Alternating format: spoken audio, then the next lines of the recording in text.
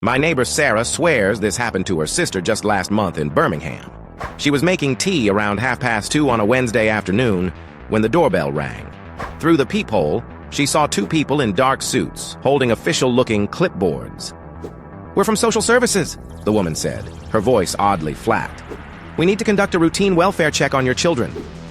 But Sarah's sister didn't have any children. She'd never even been married. When she asked for identification, they simply repeated the same phrase, word for word, like a recording. This wasn't an isolated incident. Across the UK, families have reported similar visits from these phantom social workers. They always arrive in pairs, always carry clipboards, and always ask about children. Even elderly couples living alone get these visits. The strangers know specific details about the households, details that shouldn't be public knowledge. Mrs. Jenkins from Coventry described her encounter to local police. The visitors knew her granddaughter's name, her school, even her favorite color. But when Mrs. Jenkins called social services later, no record existed of any scheduled visits to her address. The department claimed they'd never heard of the two individuals she described. What makes these encounters truly disturbing is their persistence. Families who refuse entry often find the visitors returning repeatedly, sometimes daily. They never force their way in, but they wait. Neighbors report seeing the same figures standing motionless outside homes for hours, clipboards in hand, watching windows. The descriptions are remarkably consistent across different cities. Both visitors are always impeccably dressed in identical dark suits.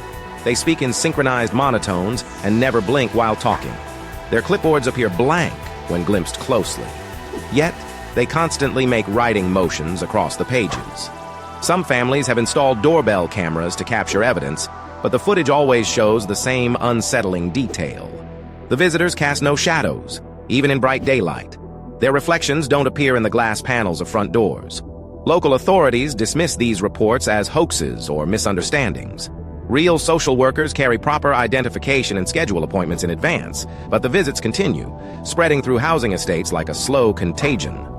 The most chilling accounts come from families who eventually let the visitors inside.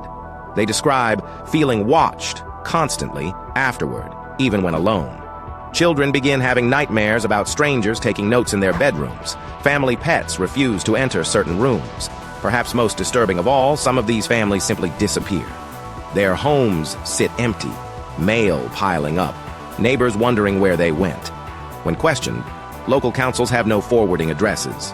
So next time someone in a dark suit knocks on your door asking about children you don't have, remember Sarah's sister, remember Mrs. Jenkins, and whatever you do, don't let them take notes about you.